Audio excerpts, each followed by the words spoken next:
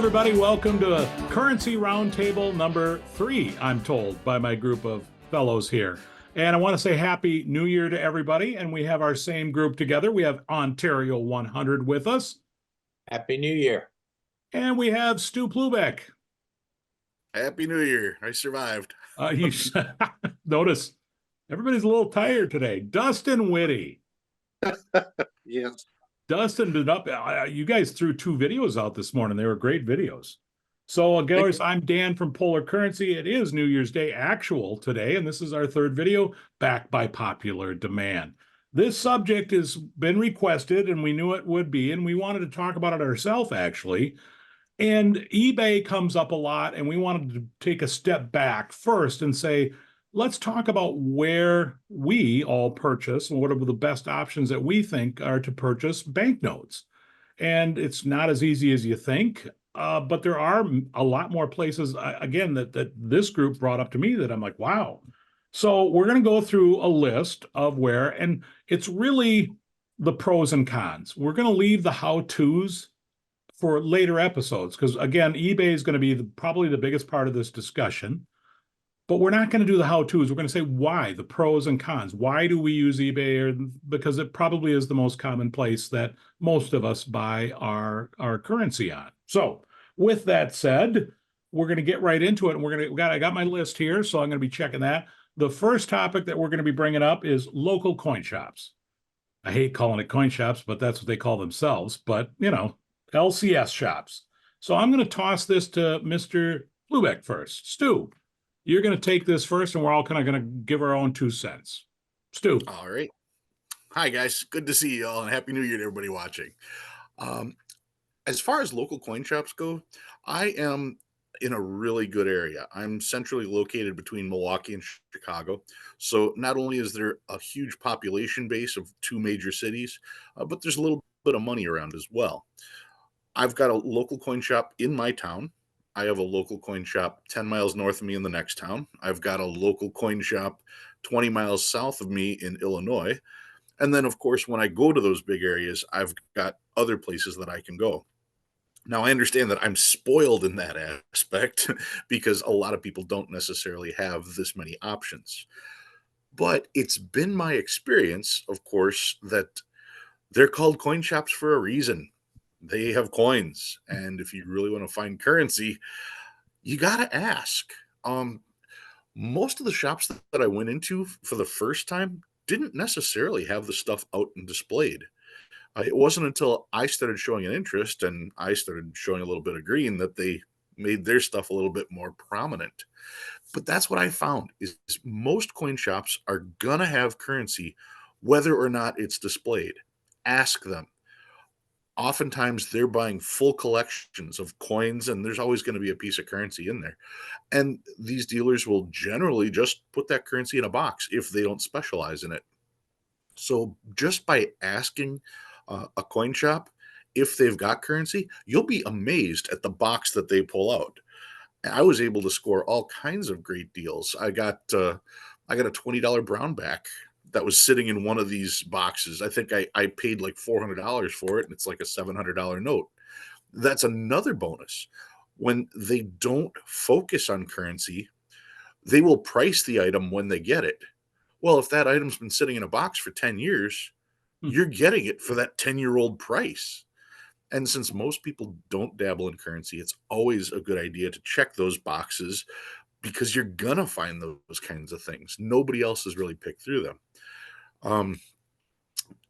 I've now gone through all the boxes that are in my local range. So now it's a little more difficult, but because they know that I have an interest and they know that they have a buyer, they're more likely to pick up stuff. So that's kind of my 2 cents on local coin shops. Just because it's a coin shop and just because it's not displayed doesn't mean they don't have it. Be sure to ask. All right. That's good stuff. I'm going to go over to Ontario. Your experience with local coin shops. Yeah, I've had a good experience. Where I live, there's really only one. It's about 30-40 minute drive from me. It's a couple, and one of them specializes in coins and the other in currency. They're very nice people, very easy to get a hold of. I can send them pictures if I want to sell something, for example, and they'll give me a price right over the phone. Very nice people. So I have a positive local experience. So that you have actually, Ontario, you have actually have somebody that you would say specializes. Did I hear that correctly? Yes. In currency. In currency, yes. That is very unusual, I think. Okay. The coin shop that I go to in Illinois is more of a high-end place, and they didn't do a lot in currency, but over the last probably 5 years, they started to devote themselves a lot of their cash flow into currency, and they will frequently tell me, "Yeah, we just bought a currency collection. We paid $50,000 for all these notes." So now they have what used to be one display cabinet of currency. Now they have 3 or 4 display cabinets full of Wow. currency. So they have a dedicated spot now. So it's nice to see that the paper money aspect of coin shops is being recognized, especially by big dealers like that. Sure, a lot of the stuff that they've got there is going to be high grade, but once again, that doesn't mean that they don't have the lower grade stuff on the shelf underneath. True. True. Love the box tip. That's awesome because that's true. Yeah. Yes. Justin. I'm in, rural Arkansas here in the Ozarks, and we're pretty sparse when it comes to local coin shops here. My nearest one's about 45 minutes to an hour away, and they don't have currency. And even the box trick that Stu was talking about, I've used that before, and it is out there available, but I haven't had tons of luck with it at local coin shops. But I'm a big relationship guy, and we were talking before this. It's always good to at least go in and shake a hand, and maybe buy something. Show them that you would be a pertinent customer. It might only be $20, but at least you've started that relationship with them. That would be my advice with the local coin shop if you want to go down that road. That's a good point. When you do stick your head in there, try to pick up something, because Yeah. that way you're money walking through the door, and they remember Right. that more than just a face walking through the door, even if it's something Right. small. Don't just go in there and use the bathroom, is what it amounts to. Well, sometimes Ontario has to. That was probably uncalled. I apologize. That's true. I mean, you talk. I'm leaving it in. I'm just gonna, because I'm not a nice person. I want to point out, like, for me, I don't use local coin shops for multiple reasons, and it's weird because Dustin, what you talk about in rural Arkansas, I live in a population metro area of 3.5 million in the Twin Cities. When I Google Map local coin shops, only 12 local coin shops come up. Only 12. Only 12, but I get that, Dustin. I get that. But I don't, from the farthest, I'm in the northeast section. 4 or 5 of those, I got to drive 40, 45 minutes without traffic, I might add, to get to 4 or 5 of them. Now, I think that's pretty low for 3.5 million people, at least in my opinion. Now, where I've struggled with is that a third of them, like, Stu said, no currency whatsoever. They just don't. A third of them, they do have it. It's out there in this section of the, cabinet that doesn't have any lights in it, and I have to ask for him to take it out. And yeah, That's a true statement. I mean, I'm glad you said that. right. I mean, it's just like, okay, sorry sorry, I have to ask you to take it out to look at it. Sorry. You can see I'm a little bitter about it. And then 4 of them, they're just like flat out no. They are the typical what you hear, the bad stories. Okay, they are. One of those, by the way, it was funny, Steve, you brought up the high end. One is great. They're fabulous, but they have gone high end. And I don't blame them. So I'm picking on local coin shops, but I'm also going, I know that if there's 50 coin folks that are collecting coins, there's one of me. So if I'm doing a brick or mortar and I got to run a business, I respect that greatly, that they've got to carry what is selling. And not very many people, Stu, are going to risk 50 grand to carry that inventory that might turn how many years out of. I get it. I get it. So even though I've got 12, and Dustin, you say that, I still think I live in a local coin shop desert, because and then when you go back, so it's like you go in, you go back, there's nothing new. No. There's That's nothing a new. good point. And so Yeah, that's where it's I not get necessarily discouraged. it's not the number of stores, it's the inventory. And if they don't refill the inventory, then the store might not, why does the store exist? And that's from our perspective as a currency person. I'm sure their coin stuff is constantly rotating. Exactly, Steve. I mean, I can't say that enough, and nor respect. It's not my business. I totally respect that they're running a business, they're feeding their family, paying their mortgage. You bet. I totally get that. So at the end of the day, gentlemen, is local coin shops, 1 through 10, is it a good place to purchase banknotes? Value The, wise, value? Value wise, I feel like a lot of the time, if you can find them, Yeah. if you can find it, Stu hit it just right on the head. They don't deal in currency. You can usually dig through their currency selection and, get a deal. Okay. there's a couple interesting aspects about this. First and foremost, you're actually dealing with a person rather than a website. So you get little nuggets of information all the time. You have to be careful because it might not actually be accurate, but at least you're getting something. You ask about that note right there, and oh yeah, this guy brought it in, and he told me that this note was this, that, and the other.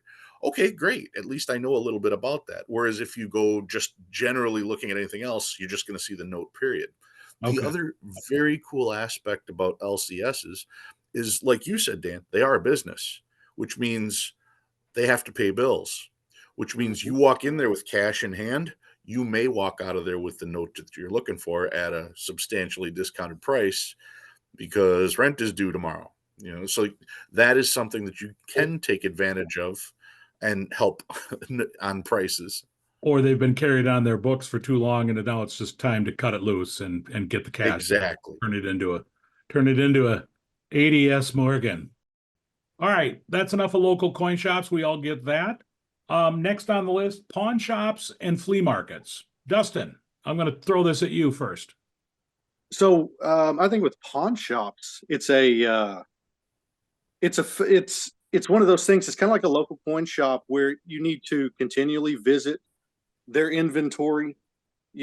Sometimes doesn't change, and then sometimes it does. But it's about building relationships with those people. I know in my area, I'm the guy they call when they get currency. No one else buys it. It's what it amounts to, and so I can get those discounts and everything, but I know in larger cities you see lots of pawn shops and everything, and a lot of times they don't deal in coins and currency at all, so it's kind of a wasted afternoon if you go looking for it. But flea markets, on the other hand, you have to do some traveling a lot of times. We were talking. I'm in the South, so there's a flea market on every corner, along with the church, and they a lot of the flea markets here in my area, we'll just say an hour around me, they will have a dealer or two in there that's got a few pennies and just random stuff. But I actually have one south of me here where they're better than a lot of local coin shops that I've ever been in with currency and coins. That they've got a dealer in there, somebody that is, I guess they just have a heck of a collection, and I can always go in there and find something unique. And a lot of times they'll call that dealer and say, "Hey, Dustin's in here. Can you have 10% off?" And they're like, "Oh yeah, sure." And that goes back to, I've spent money before. I've made a relationship, and it's that if they're in your area, they're a good place to revisit time and time again. Maybe hit them 3 or 4 times a year. You just never know.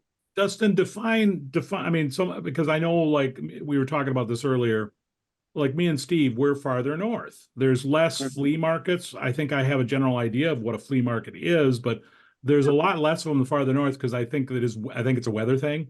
Just the colder it gets, the less there's going to be. But define what a flea market is. Okay. So a flea market is where an individual will rent a space. All right. I know down here it's a brick and mortar type thing where there might be a 10 by 14 booth is what we call it, where they rent that space and they can put in there whatever they deem valuable to sell. And they obviously it's profitable if you do it right. But just a personal example, like I sell stuff out of a flea market. I have a showcase, so just there's a glass case there. I pay them $40 a month, and once I get my rent paid through sales, then the rest is simply profit. Hmm. And I mean, I can have a $2,000 month, or I can have a $200 month. Are you there? I mean, I'm assuming you're not there selling, somebody else No, is. no, it's one of those where I have business cards, and the people that own the flea market, if I trust them entirely. If they see someone that is, really into the hobby, knowledgeable, or has further questions, they'll give my business card to them. And, I'll probably field a phone call a couple times a month right now. I'm not nearly as active in it as I was because, guys, the flea market gig is starting to trickle out because, I mean, think of like Pawn Stars and what's the other show, American Pickers, that type stuff. Those have kind of fizzled out. So the interest level in all the old stuff is starting to fizzle a little bit. I know that's kind of a Southern thing, but that's what I've seen. Yeah. When Pawn Stars was at its peak, I could take a silver certificate in there, just what we would pay $2 for, and sell it for $4.50 all day. And now I'm getting $2.50 for them. Okay. So I mean, I guess my version just of a flea market, it is different up north. It's basically a weekend setup, mostly tents, things like that, out in somewhere, again, it could be a mall or old grocery space that's still nice, that's empty. But it's generally rural. Ontario, you're southern also, my friend. Yeah. Is flea markets a thing for you in your area? Yes, we have several nearby. They are kind of open air type flea markets. It's similar to what Dustin was describing. It has some areas are indoor and some areas are just covered spaces outside with tables. And here it is a weekend thing, mostly Saturday and Sunday. Okay. And they set up, for the weekend only. So it's a little different than what he described. Anything to add to, I mean, is flea market on your radar for where you purchase currency? No, not here. No. All right, Steve? Yeah, in my area, we had two flea markets that were pretty regular. They're gone. I mean, over the last 20 years, those two big flea markets, they've dried up. So, I mean, I don't have a whole lot of experience going to flea markets in the area. I've stopped at a couple of antique places every once in a while, and those are similar to what Dustin was describing around here. But once again, there was nobody there, so there was nobody to talk to about the stuff that was in a particular case. So I don't do a whole lot as far as that's concerned. As far as pawn shops, though, I've been to Pawn Stars. I went there, and I thought that was an interesting experience right, because it's not what you expect. yeah, you'd expect to be able to negotiate, and they have a sign right on their currency at the Pawn Stars location at Gold and Silver Pawn Shop that says prices are firm. So I mean, they are there to sell T-shirts and coffee mugs with their name on it, and everything else is just a retail store. Yeah, when there's Anyways, cameras around, yeah. I would say antique stores too, by the way. I would add that to, I mean, that seems to be that seems to like to be a flea market equivalent for up around my area. If you're a currency person and you happen to be walking by an antique store and you got the time, duck in, check. They might have something. They might have something. You never know. And it seems it's either going to be really cheap stuff or they're going to be overcharging way too much they think they've got a lot more than what they have. Yeah. So, but it's worth looking if you're there. Check it Yeah, out. I'd say it's definitely regional because as I watch other YouTubers, you'll hear them say, "This is what I found at the Mm, flea market this week." You you, yep. you see that a lot, and a lot of them are from the South. I know there's a few in Texas that always stress, "This is what I got at the antique store." Yeah. So yeah, Yep. it is more of a regional thing. So for me and Dan to be kind of left out in the cold, no pun Really. really intended. Because honestly, Dustin, what you described, and I get it, it's regional. Stu's point is awesome. What Ontario described is more what's in my mind of what a flea market is in my region. Right. That's more weekend, outdoors, white tents, tables. Okay. Anything else to add on pawn shops and flea markets? Educate yourself. That's the big thing. Educate yourself. Is it a deal or is it not? If you know that right offhand, you're going to save yourself time and you're going to save other people time too. All right. And that's true Credit almost. I don't mean to belittle that remark, but I mean, if you're in a local coin shop, if you're this or this and you don't have your, whatever book, I mean, you need to have a general idea of what you're looking at to purchase. Yep. And you can stop and come back, by the way. It's always okay to do that. And by the way, credit to Dustin for making those connections because just because your local pawn shop doesn't have currency, they don't have currency because nobody buys it. If you go in there and make that connection, then Yep. they are going to be more willing to pick up currency from people because they know that they have an out. So No. that's very important for Dustin. Like I said, for Dustin to bring up the fact that he makes those connections that allows those point shops to get that type of inventory. Yep. Right. Be nice to people is what it amounts to. Be nice and just shake hands and make yourself known. Dan, you're shaking your head. Screw that. Screw it. They're not nice to me. Anyway, We all pretend to be very nice people all the time. I know. Pretend. Fake it till you make I'm it. old and bitter with $3.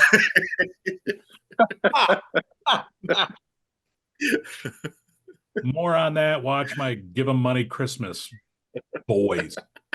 Anyway, I digress and move on. Good subjects, good subjects. All right, next one, currency and coin shows, local and or national. Let's start with locally first. I am going to toss this one to Ontario first. Yeah, as far as local shows, I'm lucky. The area I live in the southeast, I have about a dozen shows a year.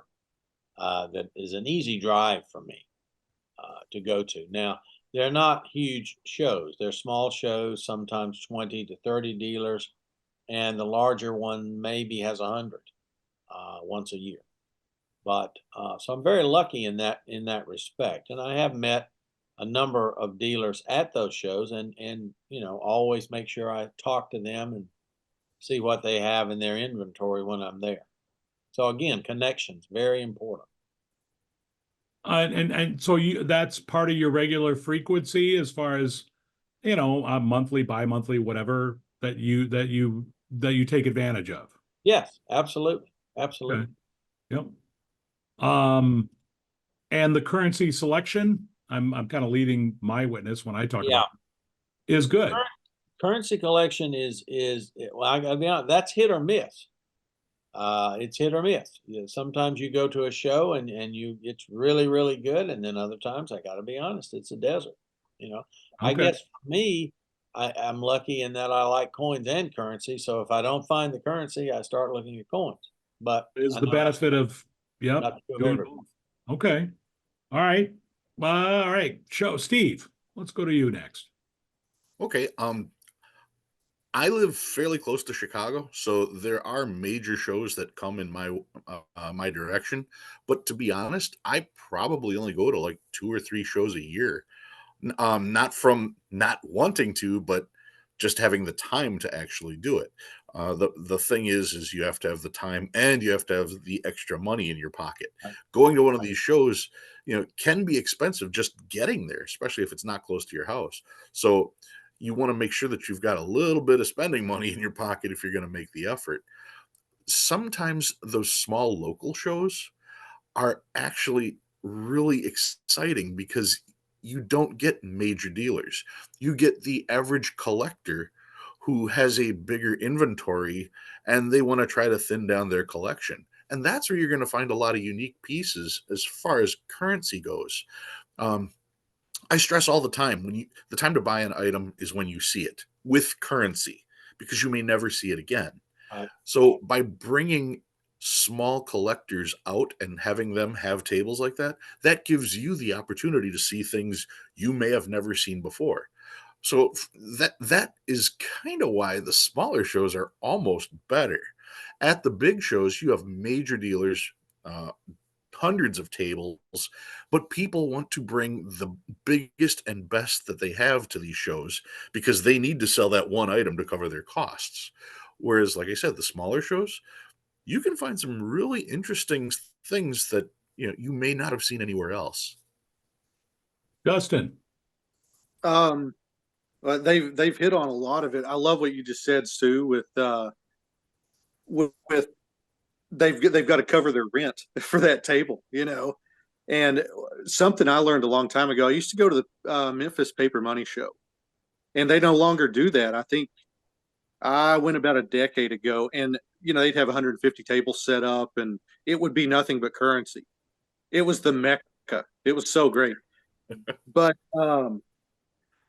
with that, I learned if you go on the last day, there was always those guys that you're shaking your head. There's always those guys where they're like, "Golly, this table is $400 and I've only made $250. We got to cut some deals." Yeah. And that right there, I guess, is kind of a pointer. If you go to a show, you need to go early if you can and see what's available, and maybe spend a few bucks and shake some hands, and then come back on that last day before those dealers start trickling out of there, and you may be able to get some deals. But honestly, here locally in my area, we have one coin show the entire year. So I'm a part of a coin club, and it's kind of a train wreck, and it's just kind of small town stuff. But we put on a show where we'll have 25 dealers or so there, but it's 99% coins and not currency. Yeah. I mean, okay, so You make we are lucky enough. I mean, this is one thing that's good about my area is that, there are monthly, there's a coin show, and probably 15, 20 tables. It's down at the local meatpacking union hall, which sounds hokey. It's actually a very lovely space, great space to have, easy to get to, and it's free. And so that, it should be free walking in. I always look at them. But again, it's the same dealers. Luckily, there's a pocket dealer that comes in and does currency every once in a while. And if I'm lucky, I catch him there. And he's always got rotating stuff coming in and out. But, one of the worst stories I've got about, so I go 2 months in a row to this local coin, and this is a local coin dealer at a coin show, currency show. So they've got their glass case, and y'all have experienced this. Here's their one glass case, and everything's stacked up with rubber bands around it, Yeah, shoved in the corner, and you see 5 notes, and you see a lot more of that, and you're like, hey, can I look through that? Well, I get I wait patiently because I'm not going to be a jerk like you think I probably will be or should be. But the gal looks at me, she's flat out looks at me, she's like, yeah, we've got nothing new since the last time you looked at it. And I'm like, okay, thanks, Blank. Go have another pack of Lucky Strikes. Yeah. And I'm just like, I'm sorry, what a bitch. Sorry, I want to look at your money. I'm sorry, I want to buy something. But that's and I don't mean to be Mr. Negative, but I'm not lying. That's what happened to me. Now, That is unusual. The other tables were great. If they had stuff, they were more than happy to open up their case and show me. And so take your time. It's just, I just don't want that one new person. That's their first exposure. Hey, let's go. I found this currency, and they run into Blanche, the 2-pack-a-day smoker. Just no. And I used to be a smoker, so I love smoking. So bad experience, but good experience at the same time. What's even better is that they also have about 4 times a year regional show in central Minnesota and St. Cloud. Most times, sometimes it's in the Twin Cities, but it's a great show. It's got like 30, 40 tables. And then I actually belong to a coin club, Northwest Coin Club. And they run, I would call it a regional show. It is a very large show twice a year that has well over 100 tables. And currency has grown. You see more and more currency specific. So it is happening. So that's actually, I think, a real positive thing for my area, being in the currency desert. But, you know, it's just like everything we've talked about, education, this, that, condition is all key, but it's local. And then the nationals for me, yes, I've gone to some national shows. Oh, the one thing, you know, ask around. If you're traveling somewhere, use our community. Hey, do you know somebody that's in this? For example, when I was in Long Beach last year, Silver Surfer gave me I'm like, Silver Surfer, I was just north of San Diego and I knew Silver Surfer was in the area. He's like, yeah, go to this coin shop in blah, blah, in San Diego. I went there and that's where I picked up my $2 rainbow. And it was just a great price, fair price. The guy had a good selection of currency. And so there are places out there, but it doesn't have to be in your backyard.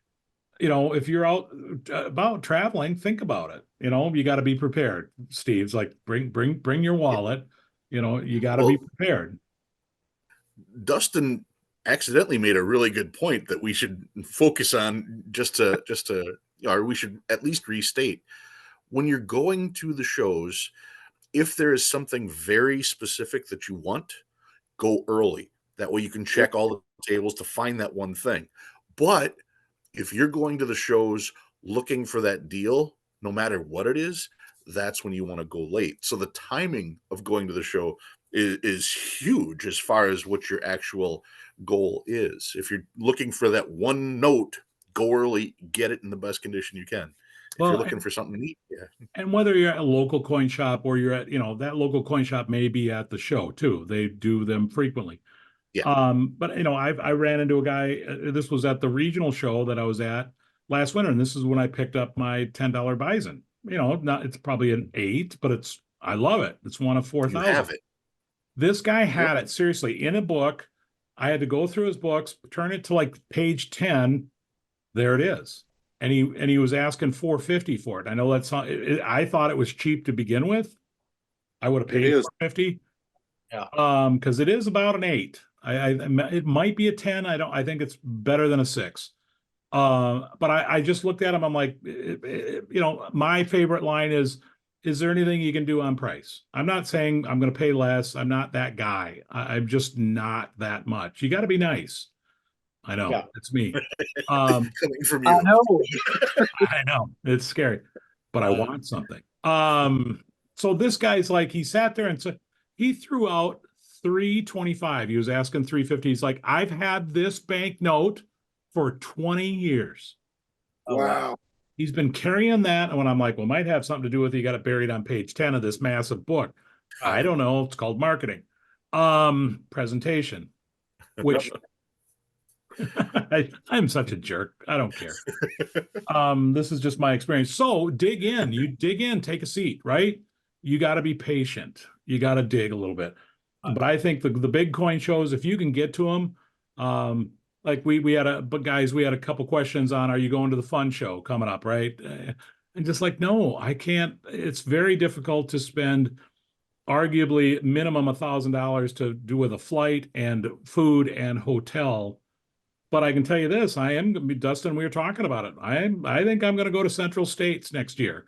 And it's a 5-hour drive for me. I'll stop by, pick up Steve, and we'll be there. And we meet up, and you know, it's reachable, and I can go to the show and turn around. My last comment is timing of things. Yes, absolutely right on getting a deals, but be wary. Before you leave, if you get there the first day and you're going to go second, or if it's a 3-day show, ask the dealer, are they going to be there at the last day? A lot of dealers pick up and leave. Go home. They go home early. So, and again, it goes back to Stu, I love your advice. If you see the note, buy it, because okay, that they've got it, and I come back a day later and they left early. Well, I'd say one thing about Fun Show. I'm lucky that I live a day's drive from it, so I can drive there. But I've been twice. But one of the things I learned very quickly there, if you find something you want, this sounds simple, but it's so huge, the 500-600 dealers there.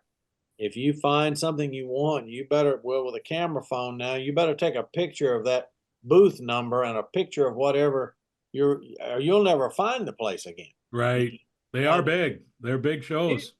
And it's When I bought a the little bit when I bought overwhelming. the Detroit Obsolete sheet, Oh, wow. I went through yeah. that in Schaumburg. I saw it and I'm like, and then Where I was I this? tried to find it and it took me an hour to wander around and Yeah. re-find it. Oh, yeah. Great tip. You should have told me this 2 years ago. Yeah. A show like that can be overwhelming. I mean, you have to, as you say, you have to have a plan when you go in there. Yes. Really do. All right. So next category, online dealers. Dustin, I'm going to throw this to you first. So this is where I do the majority of my stuff. All right. We'll bring up eBay, but eBay for me is a tool to get to these online dealers. All right. You have to remember that I'm just a fancy guy and we have a very small community. So we all know each other. A lot of these guys have eBay stores, but yet they also have online shops. The two that I'd like to mention is USA Rare is one. That's Billy Bader. And you simply type in USA Rare Currency. And, Ontario, I know you've been on this website too. Yes. Pretty extraordinary stuff. If you're into fancy serial numbers, you can literally spend an hour on there. I think he's probably the largest dealer right now in fancies. And a good website, you have to have good pictures and you have to have pertinent information on there. And with it being a specialized thing for what I do, I really appreciate a good website with good pictures, and I'm not having to send an email, and do all that stuff. The other one is Rare Star Notes. That is Greg Muselli, which hopefully we'll have Greg on the show eventually. He's already said that he'd like to. But it kind of, with him, it comes down to he sells a variety of ways from, and it would be interesting to have him on this too. He sells at shows. He sells from rarestarnotes.com. He sells from eBay. He makes connections. He's a big connection guy. When I first bought a note from him, I got a business card from him and I got his personal cell phone number. I mean, he's that kind of person, and he's really honestly been my mentor the last 10 years of doing this. And I would rather buy from those individuals that have that demeanor, whom I can call on the phone or whatever, than from eBay a lot of the time. And that just deals with me being in kind of a specialty type thing. With you guys, it's going to be a little different, I feel like, because it's a little more broad. But Stu, what's yours? I don't really have a whole lot of different online places that I deal with aside from eBay. I don't have those itemized sellers like that. So that makes it kind of tough. I mean, I can talk a little bit about Whatnot if you wanted me to talk about that, Dan. I can Hold that. dive We're in going here. to lump that into social medias, Steve. Okay, Yeah. then I'll pass it on to Ontario because Okay. I don't have a whole lot of online sellers that I do on a regular basis. So Okay. I've got a few. I wrote down a few here so I wouldn't forget anything. I've bought from all of these, and I met all of these really on eBay, which I know we'll get to later. But Executive Currency and Action Currency are both excellent currency dealers.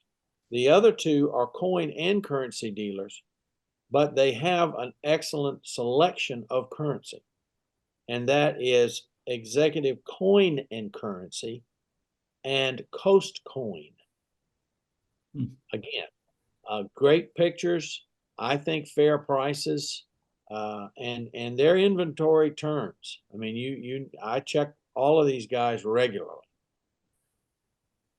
Ontario, are you purchasing? I don't know how often do you purchase from not just one, but collectively, if you're searching or visiting 4 or 5, 6 of them, how often do you purchase from? Oh, that's a good question. Well, you mean like how many times? I mean, Well, I mean, in the last year, have you purchased 2 notes, 5 notes?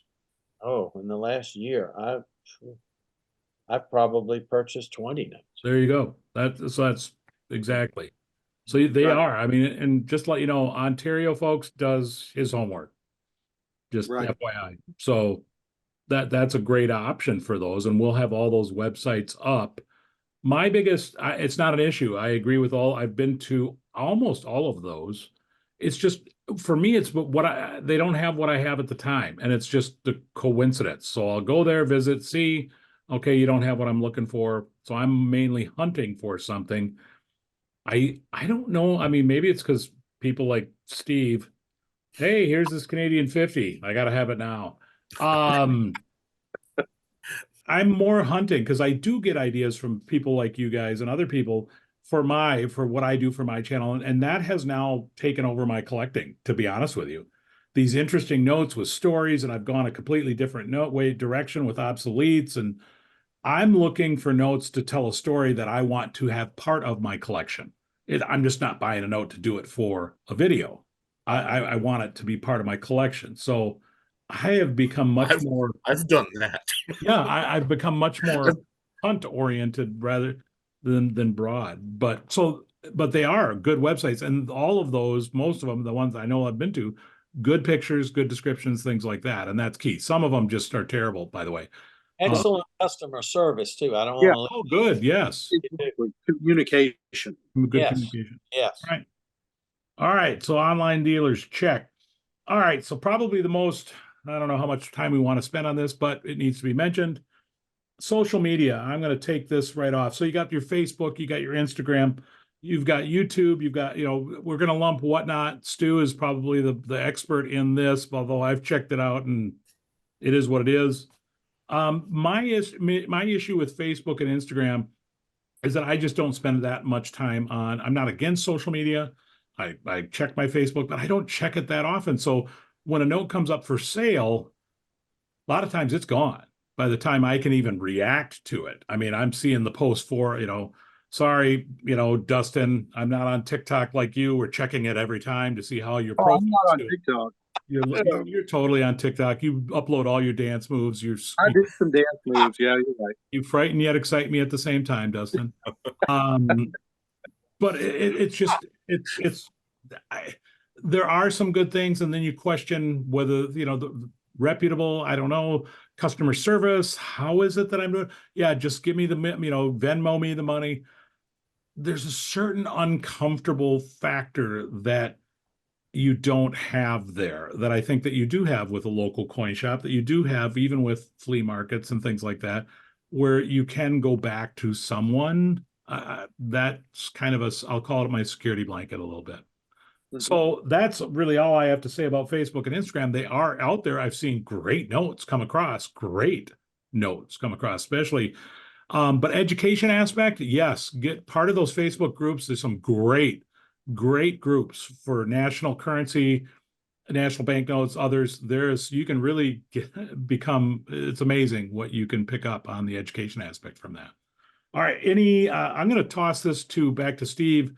Whatnot, I'm just going to put in there into the social media category. So Steve, you've done a video on Whatnot. All of us have been approached, I think, by Whatnot, and all of us politely declined.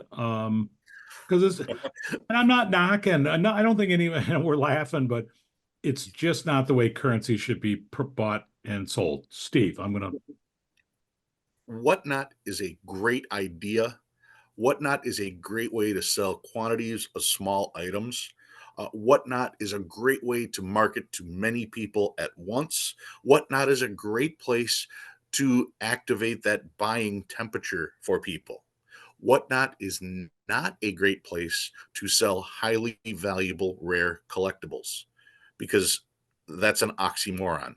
You cannot sell quantity of rare on anything. You can't do that. If there is quantity, then it's not rare. So they have a really interesting marketing idea on their website, but it just does not mesh with collecting currency. Now, you are going to find people on Whatnot that are essentially setting it up as if it's a table at a show, and they'll have their notes out on the table, and you can ask them, hey, can I see this note? Can I see that note? And they'll put that particular note up for bid. The problem is the bidding aspect. You're usually doing this on your phone, and the bid button also has the price on it.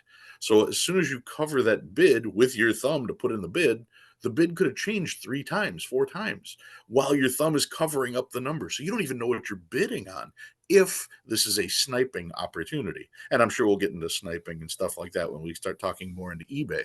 But that's one of the biggest problems I have with them is that, first of all, you cannot sell quantity of rare. And secondly, you have such a small window to make that purchase. I am pretty good with my stuff, but even then I would go on Whatnot and I would have 7 books laid out around me because I knew when they brought something up, I had a maximum of 30 seconds to determine the value of that note and the condition of that note. And then you just have the hard sell in the background. People saying, I sold one of these on eBay for $100. Buy it now. And it's like, well, is there any Steve, truth to that? would you say that, okay, so in comparing the rarity is the thing, and you got 7 books, and I'm shaking my head going, even the great Stu Plubeck cannot check 7 books in 30 seconds. I Correct. mean, it's just tough, true. right? Right. But is this a place, though, if I wanted to sell $1.57 silver certificates, and I got 50 of them to sell, and they're all basically decent, and I want to buy a couple $3, $4, $8 notes. That would, to me, that's where that would fall into. I'll buy that for the currency. I wouldn't, but I'm just saying that if you're just showing off silver certificate after silver certificate, $1, $1, $1, right? That would be, Correct. yeah, okay, I'll pay $4 for that. I'll get that one.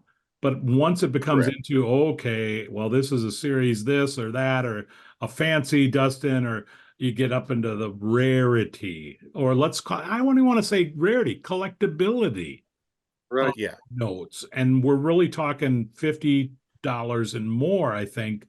That gets kind of spooky Well, as far as what you're going to get, and you only saw 30 seconds of it. exactly. And now you're depending on lighting for condition and everything else. But to get back to your, selling 50 different $4 notes. Well, if you're going to do a 2.5 hour long show selling $3 and $4 notes, you're quickly going to run out of buyers because Yeah. the people are going to see the same thing over and over and over again. And eventually it's going to sink into them that, hey, we can, there's only 30 of us watching and he's got 100 of these notes. We could all just take turns and buy them for $1 a piece and we're getting them at face value. And then it will click. If this guy has this many of them, well, then why am I spending more than face value on them? Right. So that's always the way that I always viewed Whatnot. Now, Whatnot, like I said, for other items, great. The women's jewelry aspect that I always thought of. If you go to a garage sale and you buy a bag of women's fake jewelry, you pay $5 and there's 100 pieces in there. Yeah, take that on Whatnot. You can show each individual item and get $2, $3, $4 for each one, and you just turn that little bag of stuff into $500 profit. Perfect for Whatnot. But rare collectibles, you can't do a 2-hour long show on that. Anybody have anything to add to Facebook, Instagram type social media? Education. It all comes down to that. Yeah. I'll say it every time. You have. Well, I would say connections too. I mean, Dustin's brought that up, and I think that's a big thing on social media. If you know who you're dealing with, see, that's one reason I don't mess with Facebook or Instagram. I haven't made those connections. So, All right, I'm going to keep us moving along here. Auction houses, next subject. And Ontario, I'm going to put this in your spot first, please. well, Heritage, Stax Bowers, great collections. I have been using auction houses probably for 10 years now. They're a very good thing. You can certainly find unique items there, no question about that. You always have to keep in mind the buyer's premiums on Heritage and Stax. That's 20%. Plus, Now, explain that. What is that? What is that? well, if you put a bid of $1,000 in for something and it's a 20% buyer's premium, you actually have to pay them $1,200. They also add more for shipping, and I think that varies, maybe depending on what you've purchased and the size of it. But so you have to keep all that in mind. You have to, again, do your research and say, I'm comfortable with this number, and then back the 20% off of it. See, and then Say, well, they're going to probably hit me with $20 for shipping too. Keep all of that in mind, and then bid what you're comfortable with. That's the easiest way to do it. Most straightforward. Are they easy to deal with, Ontario? Do you feel, I mean, the process once you get signed up and you have to do that with eBay and, provide payment, all that stuff before, is it an easy system to negotiate with, Yes, they have good customer service. They keep you posted as to when the item is mailed. They send you tracking information so you know exactly when you're going to receive the item, or approximately. Is it easy to use the site to find what you're looking for, the different auctions? I think it's very easy myself. Of course, I admit I've gotten used to them over the year. There's some subtle differences in the sites. I would like to say Great Collections seller buyer's premium rather is 12.5%. It's a little bit less Yep. than the others. And there's different things like with Great Collections. I'll add to that. It's like Great Collections has very little currency, very Very little. little currency at the moment. Yes, that's But true. I still check it because I've actually picked up two for really good prices. So it's more of Yes. a timing thing. Yes. I've bought currency from there as well. And you're right. They don't have as many eyes on it right now. So sometimes you can get a better deal with currency. Don't let that website, I'm just going to defend Great Collections. It's not a very fancy website. It's kind of old school, but it works. Sure. It works, and it good pictures, displays, things like that. Right. Okay.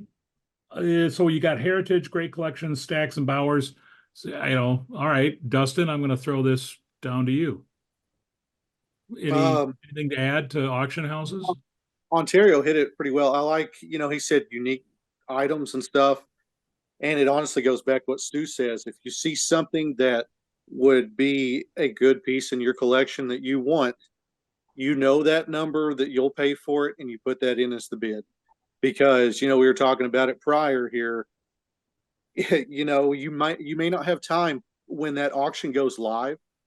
You may not have time to sit there and hit the bid button time and time again. But if you know that you'll pay $1,500 for that note, and you factor in the buyer's premium and everything, then put in the $1,500 and you don't have to worry about it. That's my best advice. Set the ceiling that you're willing to pay. And that's regardless of the current price. That's the important thing. The high bid on an item may be, $50. If you're willing to pay $400 for that note, don't let the current bid dissuade you. If you're willing to pay $400, don't bid 75 because the current bid's only 50. You probably aren't going to get that note, and someone sniping is probably going to eliminate your possibility of getting that note long before you ever get notified that you were outbid. So yeah, like you just said, Dustin, put in the price that you're willing to pay, because you don't want to end up being a day late and literally $1 short, right, Dan? Right. It's happened to me. I mean, I'll give you an example. So, I peruse Heritage more so because it takes me about 2 seconds to go to Great Collections. No offense to Great Collections, there's just not that much there. But a Heritage for me becomes a great, by the way, value. I mean, go into sold, click the sold tab, and then you can drill down into your category, and it does a great job of what is the value. What have those sold? And they've got all the search options, latest, highest, worst condition, best condition. It's really easy to get a good idea of what the value of a note that you're looking for, whether it's being sold on Heritage or not. But yeah, I mean, so this was on Great Collections, where I found this $1 or one Israeli banknote. Yep. And it was a 70 star. I'm like, how often do you have it? It was like 6 days left. So I'm like, I'm going in there. And I put in my highest bid. I'm like, I'm going to go here. Yeah, I got sniped for $1. I didn't get sniped. I just put in 140. I walked away. That's the problems that I have with auctions. I just don't have the time to be there at every single second. So put your best bid in, and that's all you can do. If you have the time and the timing works for you to be there right when it's ending, great. That's all great. A lot of the time I don't have that time a lot. I will Well, say with Heritage, I'll give them another plug. They do a great job of saying, here's what's coming up.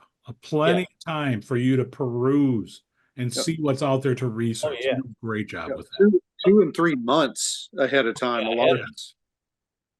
All one right. thing I'd say too about a lot of these online dealers, like rather auction houses like that, you were talking about people bidding. It'll not only tell you how many bids there have been, but how many people are tracking that item. And Right. I look at that. Although that's not 100%, sometimes people just track something because they want to see what it's going to sell for. But yeah. if you see I'm that where, yeah, well, but if you see where there's only been 2 bids on an item and there's 41 people tracking it, you can bet there's going to be somebody coming in at the end trying to slam that thing. Well, since we're about to talk about eBay, let me tell you something that happened to me on Heritage recently. I was bidding on a large $2 star note. Now, I could have bid higher, but I didn't. And I ended up losing the auction by less than $5. So now that note, which sold on Heritage for $396, which by the way is a good price for any large $2 star, is now sitting on eBay with an asking price of $1,500.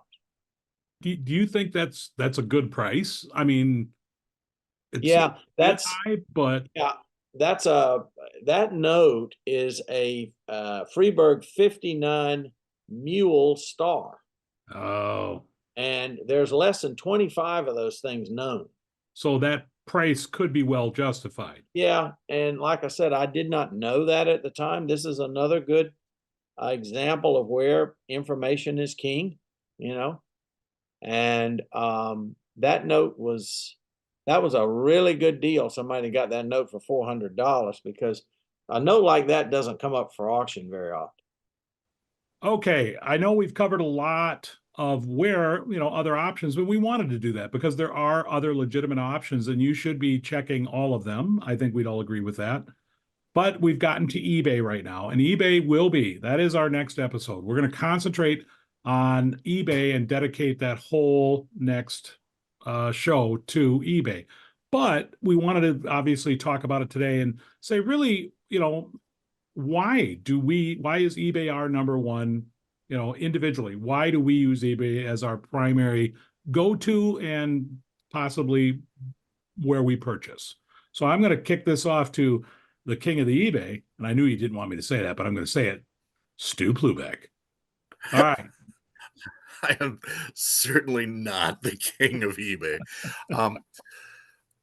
eBay is one of the primary places that I go. I bet 90% of my collection has come from eBay. I do a lot of videos that make it seem like eBay is a bad place with all of my scammer videos.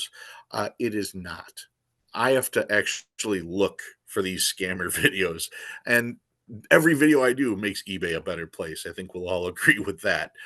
But the fact that eBay has the quantity that's out there, so many different items can be found, just about anything and everything. I don't care what show you go to, eBay is going to have more items to look at.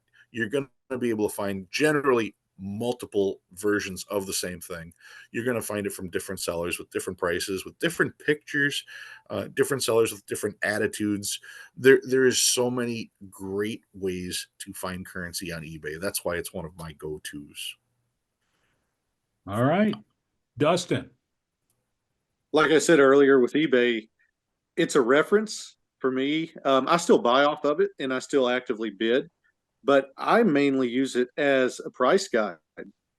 If you find a note and you're like, man, I just don't know, it's a fine 15, kind of one of those in between grades.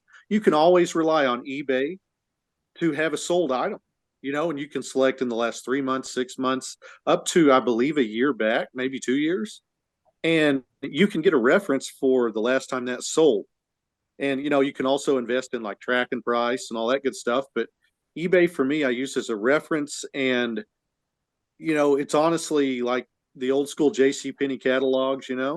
Before Christmas, you get on there and you circle what you want. Um, that's what eBay is for me, because in the fancy world, a lot of people, they'll either overvalue a lot of those, especially the large size notes that I go after. And, Ontario, you and I have sat and had this conversation. You Oh can yeah. you can sit and watch a note for 8 months just pulling your hair out because it's $1,000 and it's only a $500 note. That's one of those things with eBay where I try to do the research and figure out who has it. Not in a stalker type way, but usually in like a, oh, that's a coin shop kind of way. And I will try to make that connection outside of eBay. Yeah, exactly. Make them an offer directly too. Sometimes works. Yes, yes. Ontario? That's Oh, go. I'm sorry, Dustin. Go ahead. I just said that's how I use eBay. It's Okay. it's just a piece of the currency puzzle in acquiring a note. Ontario? Well, everything obviously that's been said, we've talked about the quantity of the volume that's on eBay is massive. I like the fact that eBay monitors, or at least attempts to monitor, the sellers and try to weed out the bad people at least some of the time. And there's a warranty there. If you don't receive the item or it's not the item that you paid for, you can get your money back. So there's a good feeling as a buyer when you're on. I mean, for me, it's the quantity, it's the availability. I mean, people say, well, it costs more on eBay. I'm like, yep, costs more on a auction house. I can't really know what it costs the local coin shop to sell me a $5 whatever, wood chopper. I don't know. But the value is, it is what it is. But I will pay more on eBay because of what Ontario you just said. I mean, I do not buy from someone that does not offer returns. Hands down, don't do it. Don't do it because you only have the images. Don't be afraid to ask for better images, especially on higher end bills. And if they don't if they don't send you better images, move on. Just move on. You don't need it that much to get ripped off. Right. But we talk about all the bad things, and I think eBay for me is I wouldn't be in this industry collecting currency if it wasn't for eBay. It would not be possible. I'd have 18 notes, and 4 of them would be, legal tenders from 1963. It just nothing wrong with those. I love them. But it is a good thing. And of course, all good things have bad things. Sure. But I think to trust it is good. Steve, Well, what I was going to say is, you keep saying how eBay is expensive. is it? Well, it depends on how you use eBay. Very If you are looking for that one specific thing, you're going to find people selling that one specific thing, but they're choosing the price because it's the only thing that's out there for that one specific thing. But if you do have the time and you do have a little bit of skill, you can go into the auction portion, and now you're the one choosing the price for the item. And once you figure out how those auctions actually work, now you can start getting really good deals. The example I use is my own auction. I run an auction once every month. There's only 5 items. And where do I get those items? More often than not, eBay.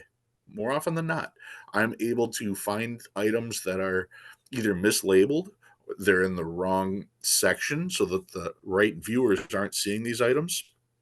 I have the patience to be able to snipe them at just the right time. And yeah, you see the deals in my auctions, there are good prices to be had. So yeah, like I said, you want a specific item, it is going to be more expensive. But if you're just splashing around, you can find some incredible deals. Well, and that's something that Steve, you actually taught me. Look in other places. It takes time and patience to do that.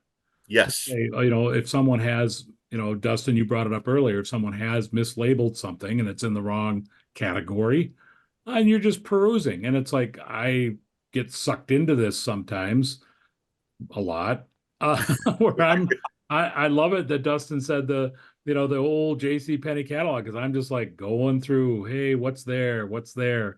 And it is, I sad to say it's like a form of entertainment, but it's nothing than anybody else does at a coin shop when they're searching, I don't know, coins or going through a box and looking for that certain thing. It's the same thing. But eBay, as far as expense, Steve, very point was very well taken.